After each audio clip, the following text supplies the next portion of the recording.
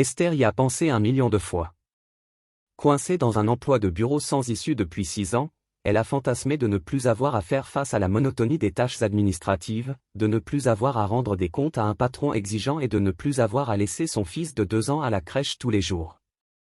Et comment de tels fantasmes étaient-ils censés se réaliser alors qu'elle devait gagner sa vie pour subvenir aux besoins de sa famille? Elle avait la réponse, elle avait pensé à créer sa propre entreprise de pâtisserie à domicile. C'était juste un fantasme, une pensée qu'elle se concoctait pour surmonter les jours difficiles au travail.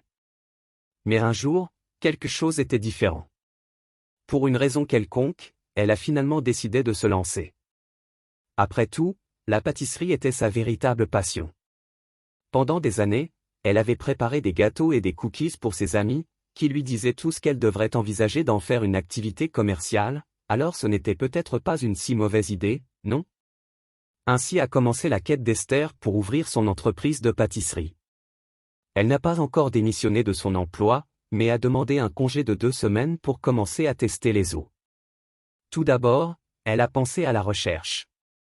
Elle a estimé qu'elle devait tout d'abord bien comprendre cette affaire en tête, avant de faire le moindre pas en avant. Plus elle serait préparée et planifiée, mieux ce serait. Elle avait l'intention de tout apprendre sur le démarrage d'une telle entreprise, des recettes à la gestion financière.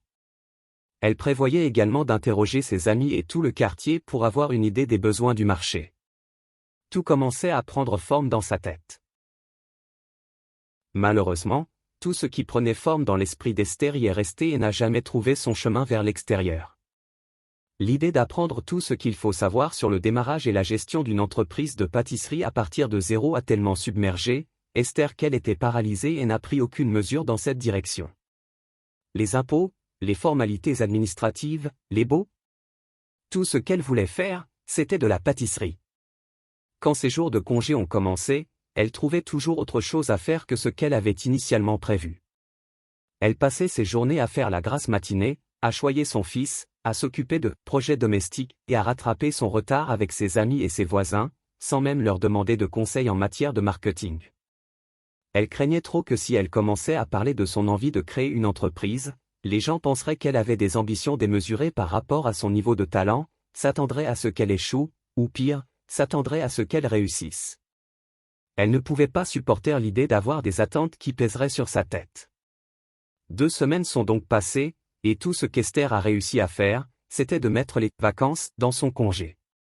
Alors qu'elle retournait au travail, l'idée de diriger sa propre entreprise de pâtisserie continuait de tourner en boucle dans sa tête, toujours plus un fantasme qu'un plan.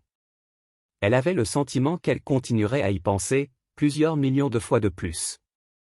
Qu'est-ce que la mise en pratique? Qu'est-ce qui, selon vous, a mal tourné dans la situation d'Esther? Manquait-elle de concentration? De discipline personnelle? D'action? De persistance? Si vous dites qu'elle manquait de tout cela, vous pointez en réalité vers un seul concept, la mise en pratique. La mise en pratique est liée à la concentration, à la discipline personnelle, à l'action et à la persistance, mais elle n'est synonyme d'aucun de ces termes. C'est plutôt une combinaison de tous ces éléments, un peu comme ces grands robots de dessins animés japonais qui sont formés par la fusion de robots individuels plus petits. Les Power Rangers, ou Voltron, pour être précis. Et tout comme chaque robot plus petit forme une partie différente du corps dans le grand robot, chacun de ces 4 éléments, la concentration, la discipline personnelle, l'action est là. La persistance correspond à une partie du corps qui, une fois combinée avec les autres, forme l'ensemble de la mise en pratique. La tête, la concentration. La mise en pratique implique d'avoir de la concentration. C'est semblable à la tête, car c'est la concentration qui vous permet de rester concentré sur le jeu et de garder les yeux sur le prix. La concentration guide vos pensées pour trouver comment mettre en pratique et oriente vos actions vers la réalisation de votre vision. Vous voyez, la mise en pratique ne consiste pas seulement à faire des efforts, il s'agit de faire des efforts concentrés sur un seul objectif. Avec la concentration, aucun effort n'est gaspillé. Ce qui est suivi, c'est une ligne de mire unique, de sorte que ce qui est poursuivi est le chemin le plus direct vers un objectif. Revenons à la situation d'Esther. Si elle avait été concentrée sur son rêve de créer une entreprise, elle aurait mieux structuré son temps libre en planifiant des activités en vue de réaliser ce rêve. La colonne vertébrale, la discipline personnelle. La colonne vertébrale de la mise en pratique, la discipline personnelle, vous permet de vous concentrer et de travailler lorsque vous en avez besoin, même si vous n'en avez pas envie. C'est la capacité à vous contrôler pour maintenir la concentration sur ce qui doit être fait, malgré les tentations et les distractions auxquelles vous pouvez être confronté. Cet élément est essentiel pour la mise en pratique, car c'est ce qui vous donne le pouvoir de réguler vos propres pensées, émotions et actions en vue de fins qui ont du sens pour vous. Sans discipline personnelle, vous ne seriez pas en mesure d'exercer régulièrement des efforts sur quelque chose jusqu'à ce que cela soit fait, ce qui est l'essence même de la mise en pratique. Comme la tête est continue avec la colonne vertébrale, la concentration est continue avec la discipline personnelle. Si vous êtes concentré sur ce que vous devez faire, la discipline personnelle suivra naturellement. De même, si vous êtes discipliné, il vous sera plus facile de vous concentrer sur ce qui doit être fait et d'éviter les distractions. La discipline personnelle, comme la colonne vertébrale, vous maintient droit pour ne pas vous effondrer dans le chaos. Si Esther avait eu assez de discipline personnelle, elle aurait pu résister à utiliser tout son temps libre uniquement pour les loisirs. Il n'y a rien de mal à rattraper un peu de sommeil ou à passer du temps avec vos proches, mais si tous vos jours se résument à faire uniquement cela et aucun travail productif, l'équilibre est rompu. Les loisirs font partie intégrante de la vie, mais s'ils sont excessifs et qu'ils prennent la place d'une productivité raisonnable, alors ils deviennent un vice. Les mains et les pieds, l'action. L'action, les mains et les pieds de la mise en pratique, signifie donner la priorité à l'exécution et au mouvement simple. C'est ce qui fait de la mise en pratique plus qu'une simple concentration et discipline personnelle. La mise en pratique est une intention qui se traduit par l'action. C'est l'action qui fera bouger les choses dans le monde réel et vous mènera du point A au point B, c'est-à-dire de là où vous êtes maintenant à la réalisation de vos objectifs. C'est l'aspect visible de la mise en pratique, celui qui est réellement observé, mesuré et évalué par rapport à vos objectifs. L'action est donc cruciale pour l'exécution de vos plans et la réalisation de vos objectifs, car sans elle, les plans restent abstraits et les objectifs restent des rêves. Si Esther avait agi ne serait-ce que sur la première partie de son plan, la recherche, elle aurait au moins avancé un peu vers la concrétisation de l'entreprise de ses rêves qu'elle avait en tête. Le cœur, la persistance. Enfin, au cœur de la mise en pratique se trouve la persistance. La persistance consiste à s'accrocher fermement à quelque chose pendant une période prolongée, même lorsque des obstacles essaient de vous détourner. C'est la ténacité à suivre une ligne d'action même face à des obstacles.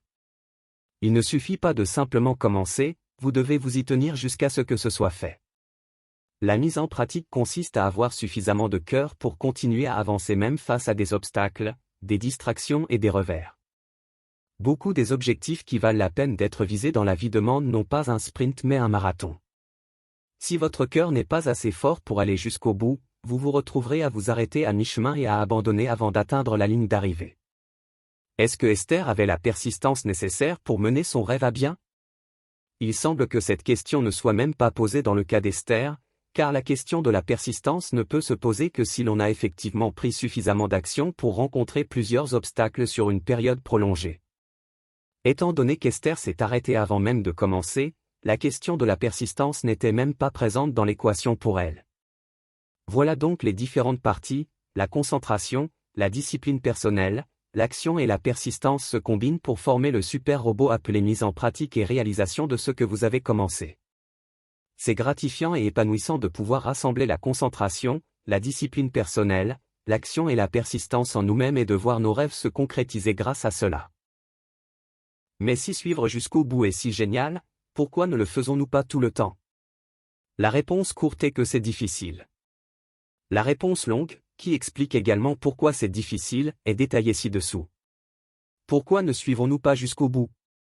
Lorsqu'il s'agit de penser à ce que nous voulons faire, à ce que nous devons faire ou à ce que les autres doivent faire, nous sommes généralement des experts. Nos idées s'emballent, les plans dans nos têtes s'écrivent comme par magie sans trop d'efforts, et l'image mentale de nous vivant nos rêves se précise plus rapidement que nous pouvons dire « cheese ». Mais quand il s'agit de se lever et de passer à l'action, nous sommes généralement non seulement des amateurs, mais aussi des participants réticents. En fin de compte, nous n'arrivons souvent pas à trouver la concentration, la discipline personnelle, l'action et la persistance nécessaires pour accomplir le travail. Parfois, nous entrons dans la bataille sans notre tête ni notre colonne vertébrale, d'autres fois, nous manquons de nos mains et de nos pieds, ou de notre cœur.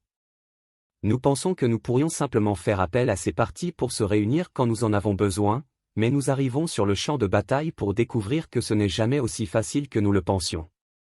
L'excitation et l'enthousiasme avec lesquels nous avons pensé à tous nos rêves et plans s'estompent dès que nous réalisons la quantité de travail acharné que nous devons fournir pour transformer ces rêves en réalité, pour donner vie à ces plans. Nous ne suivons pas jusqu'au bout, et ce n'est pas par manque de capacité ou d'intelligence, non. Nous ne suivons pas jusqu'au bout pour deux raisons principales, nous avons toute une sélection de 1. Tactiques d'inhibition et ou 2. D'obstacles psychologiques qui nous empêchent de finir ce que nous commençons. Nous aborderons chacun d'entre eux ci-dessous. Tactiques d'inhibition. Les tactiques d'inhibition désignent nos stratagèmes pour mal utiliser le temps et les efforts, ce qui nous empêche d'aller jusqu'au bout.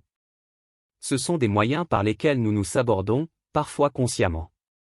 Ces tactiques, qui incluent 1. Se fixer de mauvais objectifs, 2. La procrastination, 3. Se laisser aller à la tentation et 4. Une mauvaise gestion du temps, nous empêche de maximiser le temps et l'énergie que nous avons pour des objectifs productifs.